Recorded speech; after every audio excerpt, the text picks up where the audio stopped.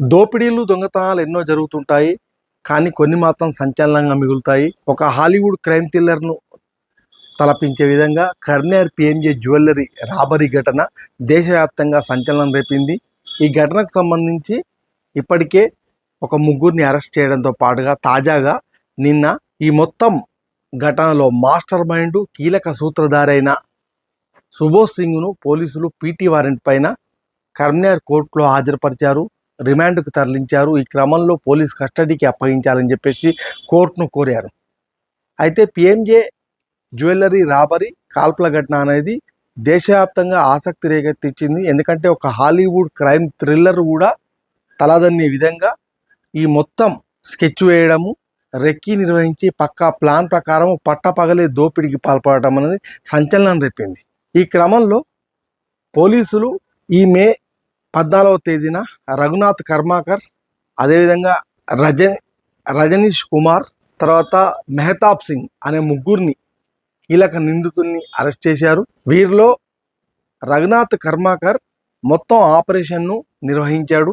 దొంగతనాల కేసులో అరెస్ట్ అయ్యి మొత్తంగా జైలు ఊచలు లెక్కిస్తూ బీహార్ జైల్లో ఉన్న సుబోధ్ సింగ్ ఈ మొత్తం మాస్టర్ మైండ్ కీలక పాత్రధారి, సూత్రధారి. అయితే తను జైల్లో దొంగతనాల కేసులో అరెస్ట్ అయ్యి ఊచలు లెక్క పెడుతూనే అదే జైలు నుంచి మళ్ళీ దోపిడీకి ప్లాన్ చేశాడు. ఆ పక్కా ప్లాన్ ప్రకారం ఆ ఆపరేషన్ నిర్వహించాడు. ఈ క్రమంలో మొత్తంగా రఘునాథ్ కర్మాకర్ ఈ ఆపరేషన్ను పూర్తి చేశాడు. ఈ దోపిడీ దొంగల ముఠ ఈ ఆపరేషన్కు ముందు 3 నెలల పాటు కర్నూలు జిల్లాలో రెక్కి నిర్వహించింది. ముందు హైదరాబాద్, వరంగల్, సిద్దిపేట, ఖమ్మం, పెద్దపల్లి, ధర్మపురి ఇలా అన్ని ప్రాంతాలు తిరిగిన తర్వాత కరీంనగర్లో జ్యోతినగర్లో ఐసోలేటెడ్గా ఉన్న పిఎంజే జ్యువెలరీ షాప్ను ఎంచుకున్నారు. పట్టపగలు ఆదివారం మే 3వ తేదీన అంతా చూస్తుండగా ఉదయం 11:11 ఒక కాల్పుల కలకలం రేగింది. దీంతో మొత్తంగా జ్యోతినగరు, అదేవిధంగా కరీంనగర్ ఉలికి పడింది. తేరుకునే లోపు దొంగలు పారిపోయారు. అయితే ఈ దొంగలు పారిపోవడానికి ముందే ఒక పక్కా స్కెచ్ వేశారు.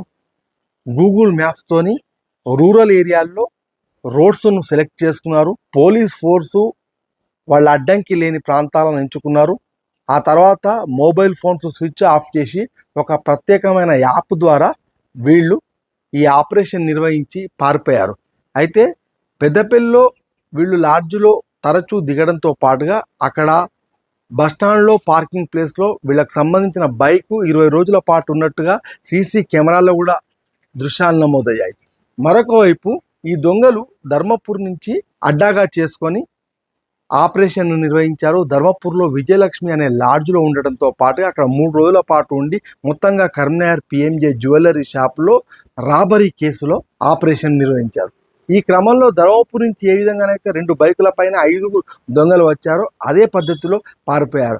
ఉదయం 11:11 సమయంలో ఆదివారం నాడు పక్కనే అంతా పండ్లు అమ్ముకుంటున్నారు. మరొక వైపు పక్కన ఒక బ్యాంక్ ఉంది, కొంత హడావిడిగా ఉన్న ప్రాంతము.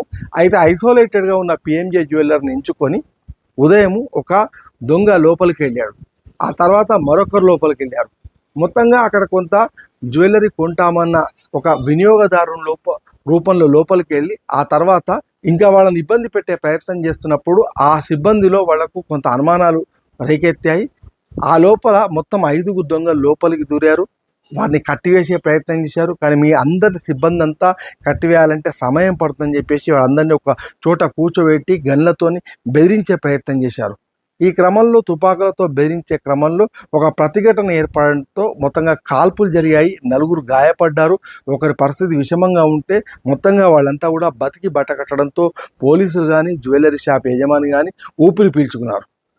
ఈ నేపథ్యంలో మొత్తంగా వాళ్ళు కాల్పుల ఘటన తర్వాత కొన్ని ఆధారాలను కూడా వదిలి వెళ్ళడంతో పోలీసులకు కొంత ఈ ఇన్వెస్టిగేషన్ సులభం అయిందని చెప్పుకోవచ్చు. ఎందుకంటే వాళ్ళు మహారాష్ట్రలోని ఒక జిల్లాకు సంబంధించిన బ్యాగ్ పైన పేరు ఉండడంతో దాంతో పాటుగా సిబ్బందికి సంబంధించిన ఒక మొబైల్ ఫోన్ను తీసుకెళ్లే క్రమంలో దాన్ని శాతవాహన యూనివర్సిటీ వద్ద వదిలేశారు. ఇలాంటి ఆధారాలన్నీ కూడా పట్టుకొని పోలీసులు తమ ఇన్వెస్టిగేషన్ చేశారు.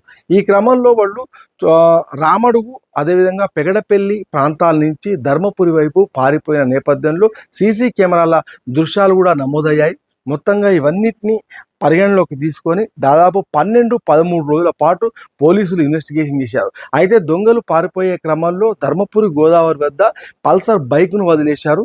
ఆ పల్సర్ బైక్ను వదిలేసిన తర్వాత అక్కడ హెల్మెట్, పల్సర్ బైక్ దొరికింది. పోలీసుల ఇన్వెస్టిగేషన్లో జాగిలాలతోని దర్యాప్తు చేస్తే ఆ జాగిలం వెళ్ళి గోదావరి వద్ద ఆగిపోయింది. ముఖ్యంగా గోదావరి ఈ సమ్మర్ సమయంలో తక్కువగా ఉండడంతో ప్రవాహము అక్కడి నుంచి దాటి ఆదిలాబాద్ అడవుల్లోకి వెళ్ళి అక్కడి నుంచి మహారాష్ట్ర, బీహార్ వైపు ఒక గ్యాంగ్ వెళ్ళిపోయింది. మరొక ముగ్గురు వాళ్ళు ముందే ప్లాన్ చేసుకున్నట్టుగా కొంతమంది వారిని జీబెక్కించుకొని వెళ్ళి కొంత దగ్గరలో సమీపంలో ఉన్న రైల్వే స్టేషన్ వద్ద దింపడంతో వాళ్ళు బీహార్ వైపు వెళ్ళి ఉండవచ్చు అని చెప్పేసి పోలీసులు భావిస్తున్న పరిస్థితి.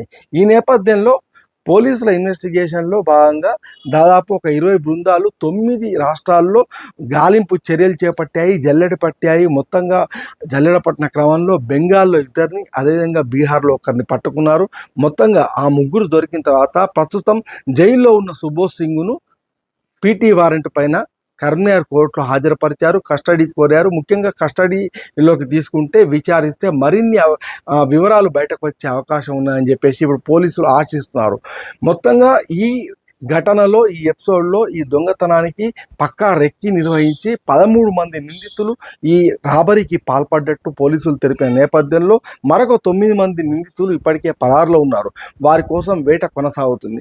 ఇప్పటికీ కూడా అంటే దాదాపు ఒక 20 రోజులు గడుస్తున్న నేపథ్యంలో ఇప్పటికీ కూడా పిఎంజే జ్యువెలరీకి సంబంధించిన ఇన్వెస్టిగేషన్ ఇంకా కొనసాగుతూనే ఉంది.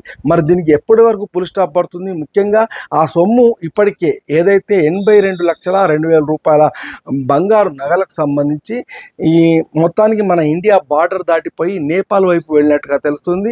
వాటిని పోలీసులు రికవరీ చేస్తారా, మొత్తం మంది దొంగలను పట్టుకుంటారా అనేది మాత్రం చూడాల్సి ఉంది. మొత్తంగా ఈ ఎపిసోడ్ అనేది ఖచ్చితంగా ఒక సినిమాను తలదన్ని విధంగా సాగడంతో ఇది ఒక సంచలనం రేకెత్తించేది.